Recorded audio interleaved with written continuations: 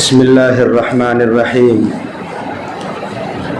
نحمده ونصلي على رسوله الكريم أما بعد أعوذ بالله من الشيطان الرجيم بسم الله الرحمن الرحيم إن الصفا والمروة من شعائر الله فمن حج البيت أو اعتمر فلا جناح عليه أن يطوف بهما ومن تطوع خيرا فإن الله شاكر عليم۔ حضرات گرامی، معزز مصلیان کرام، جب کسی چیز کی نسبت اللہ کے نیک بندوں سے جڑ جاتی ہے وہ چیز عظمت والی بن جاتی ہے۔ جس چیز کی نسبت اللہ کے نیک لوگوں سے جڑ جاتی ہے وہ چیز عظمت اور شان و رفعت والی بن جاتی ہے، چاہے بظاہر دنیا کی زیب و زینت اس چیز میں ہو یا نہ ہو۔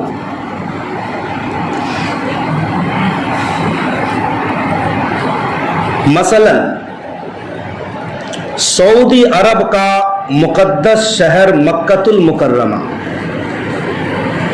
ظاہری اعتبار سے، دنیاوی لحاظ سے وہاں کچھ بھی نہیں تھا۔ صحرا، وادیاں اور پہاڑی علاقے،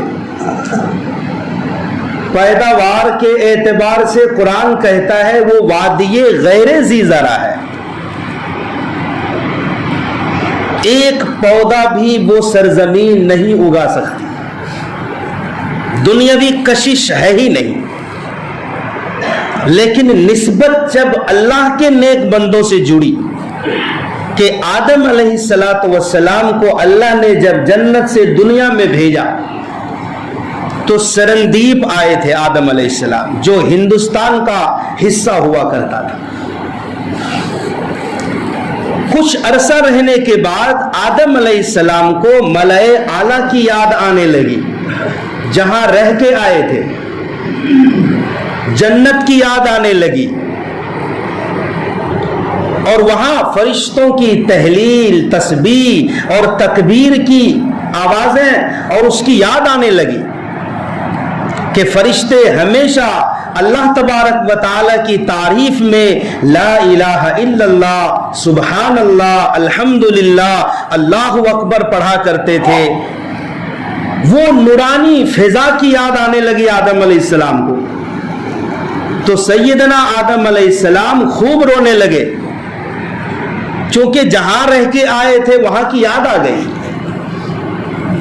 تو کیا ہوا؟ اللہ نے کہا آدم رو نہیں، ہم فرش پر عرش بنا دیتے ہیں، فرش پر عرش بنا دیتے ہیں، جو نورانی فضا تم چھوڑ کر آئے ہو ہم اسی فرش پر وہ فضا بنا دیں گے۔ پھر آدم علیہ السلام کو پیدل سفر کروایا حجاز کا، مکۃ المکرمہ کا۔ سرندیپ سے آدم علیہ السلام پیدل مکہ گئے، اور وہاں اس جگہ پر جہاں آج خانہ کعبہ ہے، آدم علیہ السلام کو حکم ہوا یہاں پر بیت اللہ کی تعمیر کرو، میرا گھر بناؤ۔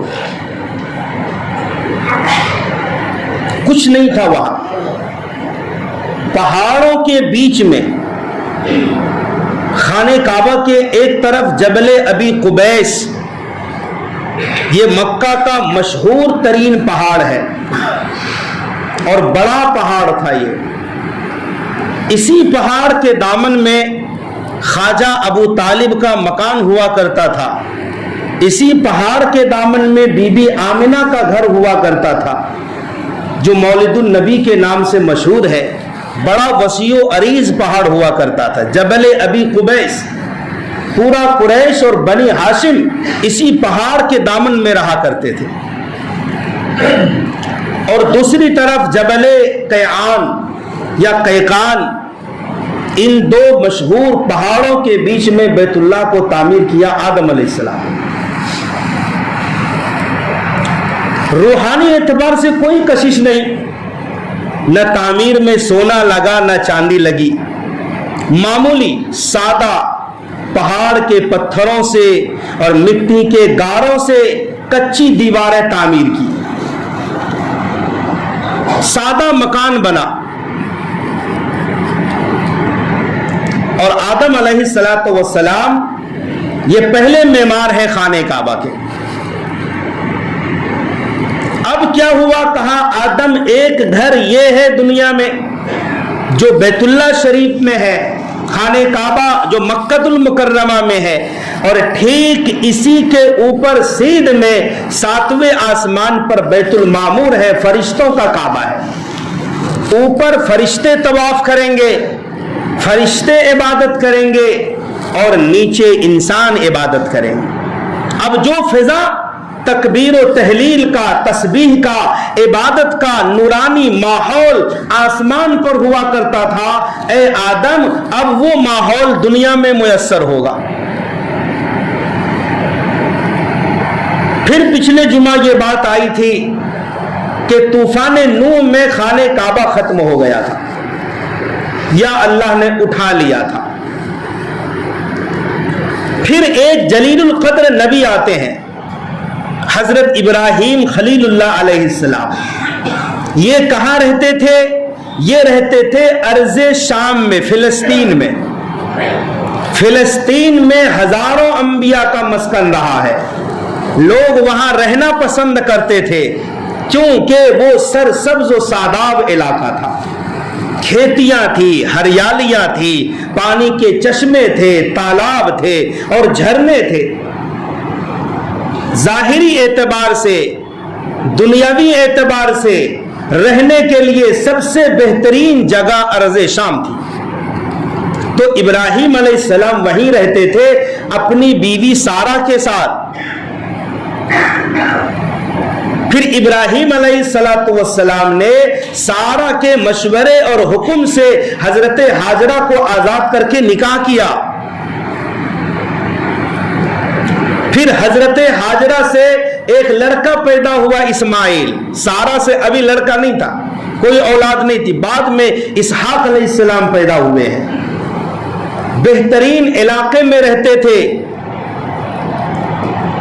لیکن اللہ تبارک و تعالی نے حکم دیا ابراہیم اپنے بیٹے کو اٹھاؤ، لخت جگر دودھ پیتے بچے، اور اپنی بیوی ہاجرہ کو لو اور بے آب و گیاہ میدان میں چھوڑاؤ۔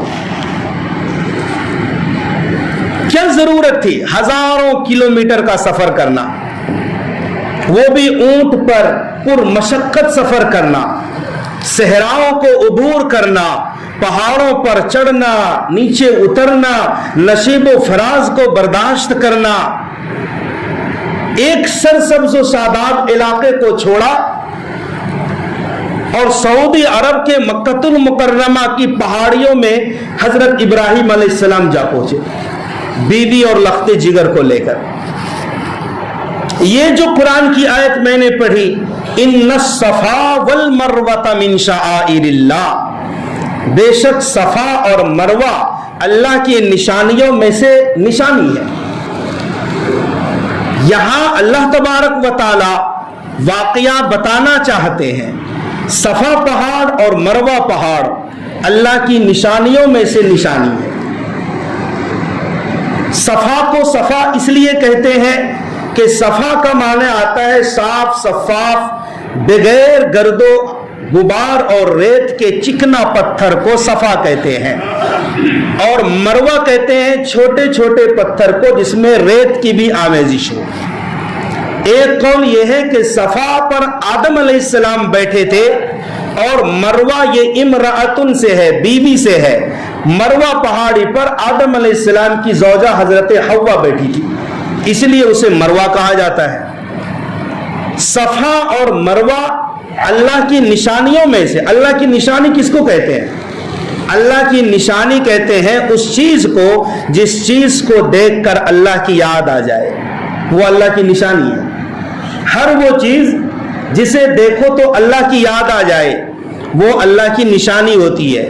صفا اور مروہ جب بھی انسان دیکھتا ہے تو ابراہیم علیہ السلام کی بیوی حضرت حاجرہ اور لخت جگر اسماعیل علیہ السلام کا صبر آزما واقعہ یاد آ جاتا ہے. یہ اللہ کی نشانی ہے. صفا اور مروہ اللہ کی نشانیوں میں سے ہے. تو ابراہیم علیہ السلام نے اونٹنی کو ٹھہرایا, مشکیزے میں پانی دیا اور چند کھجوریں دی, اور بیوی حاجرہ اور اسماعیل کو نیچے رکھا اور ابراہیم علیہ السلام چلنے لگے واپس. تو سیدہ حاجرہ نے دامن پکڑ کر پوچھا, اس بے آب و گیا چٹیل میدان میں پہاڑیوں کے بیچ میں چھوڑ کر کہاں جا رہے ہیں؟ ابراہیم علیہ السلام نے کوئی جواب نہیں دیا. تو حضرت حاجرہ نے خود ہی پوچھا, کیا اللہ کا حکم ہے؟ تو کہا یہ اللہ ہی کا حکم ہے. تو حضرت حاجرہ نے کہا پھر جاؤ, اللہ ہمیں ضائع نہیں کرے گا. ابراہیم علیہ السلام چلے گئے اور ایک پہاڑ کے اونٹ میں جا کر اللہ سے دعا کی, یا اللہ میں نے اپنی ذریت کو بے آب و گیاہ میدان میں چھوڑا ہے, ایک ایسی سرزمین پہ چھوڑا ہے جو پیداوار کے لائق نہیں ہے. یا اللہ تو لوگوں کے دلوں کو اس طرف مائل کر دے اور اس ذریت کو پھلوں کی رزق دے, پھلوں سے روزی دے. یا اللہ میں نے اپنی ذریت کو اس لیے چھوڑا ہے تاکہ یہ نماز ادا کریں اور آپ کی یاد کریں.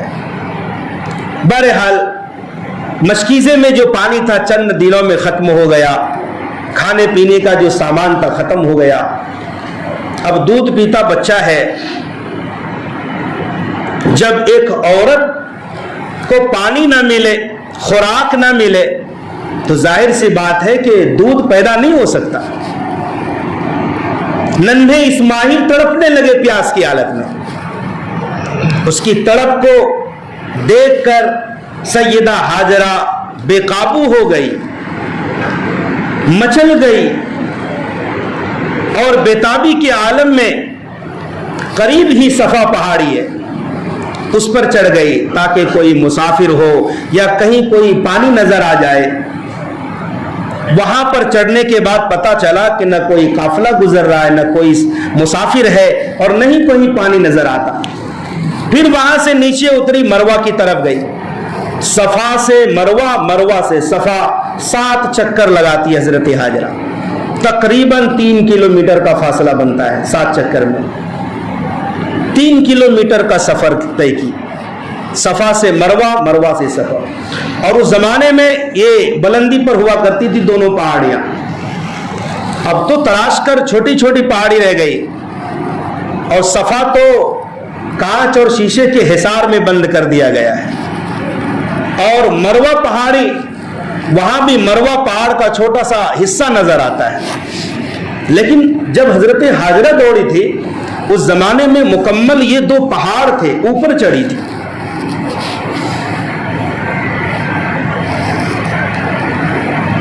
اور پھر وہاں پر جہاں پر حجاج کرام مرد حضرات تھوڑا تیز بھاگتے ہیں, وہاں پر اس لیے بھاگتے ہیں کہ حضرت حاجرہ جب صفا سے مروہ اور مروہ سے صفا دوڑتی تھی تو اس جگہ پر جہاں پر مرد لوگ تیز دوڑتے ہیں, ننھے اسماعیل آنکھوں سے اوجھل ہو جاتے تھے. تو اس جگہ کو تیز رفتاری کے ساتھ گزرتی تھی حضرت حاجرہ. بالآخر جب مروہ پر پہنچی تو حضرت حاجرہ نے کسی کی آہٹ محسوس کی, تو کہا کہ میں نے آواز سن لی ہے, جو کوئی بھی ہو اگر میری مدد کر سکتے ہو تو ضرور کرو. پھر اللہ تعالیٰ نے جبریل علیہ السلام کو بھیجا, اور جہاں پر ننھے اسماعیل ایڑی مار رہے تھے, جس طرح بچے کی حالت ہوتی ہے بھوک کی بیتابی میں یا رونے کی کیفیت میں, ایڑی مارتے ہیں بچے, وہیں پر سے اللہ تعالیٰ نے زمزم کے چشمہ کو جاری کیا ہے. یہ ایک عجیب و غریب اللہ کا کرشمہ ہوا کہ جس مکے کی سرزمین میں, سعودی عرب میں کئی 100 میٹر تک اور فٹ تک پانی میسر نہیں, اس سنگلاخ علاقے میں زمین کے اوپر زمزم کا چشمہ جاری ہو گیا. یہ اللہ کی طرف سے کرشمہ ظاہر ہوا. تو یہ جو صفا اور مروہ کے درمیان بھاگتے ہیں یہ اسی حضرت ہاجرہ سیدہ ہاجرہ کی قربانی ہے کہ حضرت ہاجرہ کی قربانی اور صبر کے واقعے کو تازہ کرنے کے لیے. اور وہاں جہاں آج گرین لائٹ لگی ہوئی ہے جو صرف مرد حضرات بھاگتے ہیں, عورتوں کو بھاگنے کی اجازت نہیں. عورتیں اور خواتین عام رفتار سے چلیں گی, اس لیے کہ عورت صنف نازک ہوتی ہے, عورت کمزور ہوتی ہے. عورتوں کے صنف نازک ہونے کی وجہ سے, حیا کی وجہ سے, پردہ کی وجہ سے عورتوں کو یہ حکم نہیں دیا, لیکن مرد کے لیے حکم ہے کہ وہاں پر وہ تیز رفتاری سے گزرے. اللہ نے جس چیز کو عبادت بنا دیا وہ اللہ کے ہاتھ میں ہے. وہ جو کہے تو عبادت, جس چیز سے منع کرے رک جاؤ تو وہ عبادت ہے. بھلا بھاگنا بھی کوئی عبادت ہے, بھاگنا بھی کوئی عبادت ہے.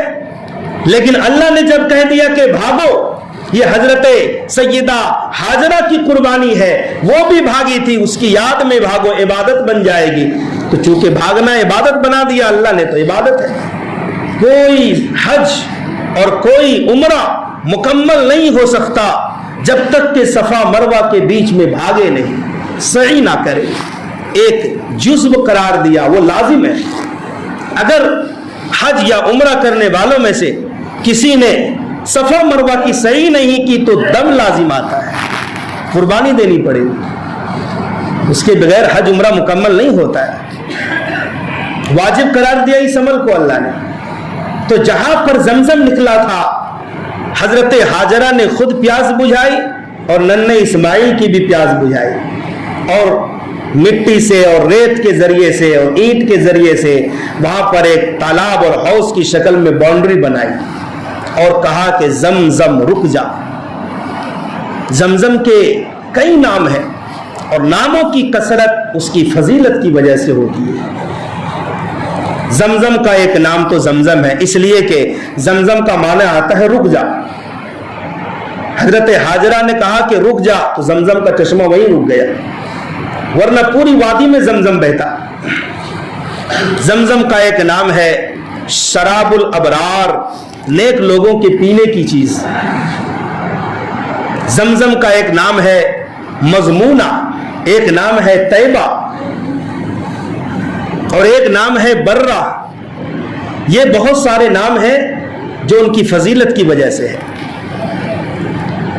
چنانچہ کچھ عرصہ گزرا, جرہم کا ایک قبیلہ یمن کی طرف سے آ رہا تھا نئے چراگاہ کی تلاش میں. دور سے دیکھا کہ پرندے اڑ رہے ہیں, اور پرندوں کا اڑنا یہ اس بات کی علامت ہے کہ کہیں آس پاس میں پانی ہے. وہ قبیلہ جب قریب آیا تو دیکھا کہ زمزم کا چشمہ ہے. سیدہ ہاجرہ سے اجازت لی کہ ہم اپنی پیاس بجھائیں گے, جانوروں کو پانی پلائیں گے اور یہیں پر رہ جائیں گے. سیدہ ہاجرہ نے اجازت دے دی.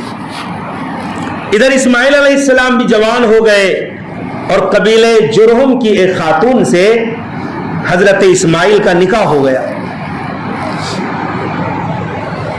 پھر حضرت اسماعیل علیہ السلام کے سسرال والوں میں ایک بہت بڑی جنگ چھڑ گئی آپسی. اس جنگ کی وجہ سے قبیلے جرہم کو مکہ چھوڑ کر باہر جانا پڑا. تو انہوں نے سوچا جب ہم باہر جا رہے ہیں تو ہم زمزم کے کنویں کو پاٹ دیں گے. چنانچہ قبیلے جرہم جب مکہ سے نکلنے لگے تو زمزم کے کنویں کو مٹی کے ذریعے, ریت کے ذریعے اور بڑے بڑے پتھروں کے ذریعے سے بند کر دیا اور نشانات کو مٹا دیا. صدیاں گزر گئی تھی, صدیاں, کئی سو سال. لوگ زمزم کو بھول گئے تھے اور اتنا لمبا عرصہ گزرا, تقریباً 2500 سال, تقریباً 2500 سال کا عرصہ گزرا. لوگ زمزم کو بھول گئے, نشان بھی مٹ چکا تھا کہ جناب محمد الرسول اللہ صلی اللہ علیہ وسلم کے جد امجد حضرت عبد المطلب, آپ کے دادا, انہوں نے خواب دیکھا. خواب میں کوئی کہہ رہا ہے اٹھو اٹھو اور زمزم کو کھودو. پھر دوسری مرتبہ خواب دیکھا، کوئی کہہ رہا اٹھو اور برہ کو کھودو، مضمونہ کو کھودو۔ چوتھی مرتبہ پوچھا کہ کہاں پر کھدائی کریں، کچھ اشارہ تو ہو، نشاندہی تو کریں۔ چنانچہ خواب میں ہی بتایا گیا کہ بیت اللہ شریف کے سامنے جہاں پر جانور ذبح ہوتا ہے اس جگہ کی کھدائی کرو۔ اپنے بڑے بیٹے حارث کو لیا عبد المطلب نے، وہ عبد المطلب جنہوں نے زندگی میں شرک نہیں کیا تھا، بتوں کی پوجا نہیں کی تھی، دین حنیف پر تھے۔ عبد المطلب نے کھدائی شروع کی۔ لوگوں نے کہا کیا بے وقوفی ہے، بیت اللہ کے سامنے کھدائی کر رہے ہو؟ کہا میں نے خواب دیکھا ہے۔ لوگوں نے روکنا چاہا، رکے نہیں۔ چند دن کی کھدائی کے بعد جب ایک بڑا سا پتھر ہٹانے پر کامیاب ہو گئے تو دیکھا کہ نیچے زمزم کا پانی ہے۔ پھر لوگ دوڑے دوڑے آئے کہ ہمیں بھی اس میں شریک کرو۔ عبد المطلب نے کہا کہ اللہ نے میرے ہاتھ سے یہ کام کرایا ہے، اس لیے اس فضیلت میں صرف میں ہی ہوں اور کوئی نہیں۔ چنانچہ خواجہ عبد المطلب جو آپ صلی اللہ علیہ وسلم کے دادا ہیں، زمزم کے کنویں کا متولی اور انچارج اور حاجیوں کو پانی پلانے کی ذمہ داری خواجہ عبد المطلب کے ہاتھ میں آئی۔ وہ دن ہے اور آج کا دن ہے، تقریباً 1500 سال، 1500 سال کا عرصہ گزرا۔ عبد المطلب نے جس دن سے زمزم کھودا ہے اور آج کا دن ہے، زمزم ہمیشہ جاری و ساری ہے، لوگوں نے سیرابی حاصل کی ہے۔ اور بڑے بڑے ڈاکٹر جنہوں نے کہہ دیا کہ یہ مریض لا علاج ہے، علاج نہیں ہو سکتا دنیا میں، کتابوں میں ایسے ایسے واقعات ہیں کہ محض زمزم پلانے کی وجہ سے وہ لا علاج مریض بھی شفا پا گیا ہے۔ کیونکہ میرے اور آپ کے آقا جناب محمد الرسول اللہ صلی اللہ علیہ وسلم نے فرما دیا کہ زمزم کے پانی میں شفا ہے۔ جس مقصد کے لیے زمزم کا پانی پیا جاتا ہے، اللہ تبارک و تعالی اس مقصد کو پورا کرتا ہے۔ اللہ تبارک و تعالی ہمیں صحیح سمجھ کی اور اس پر عمل کرنے کی توفیق عطا فرمائے۔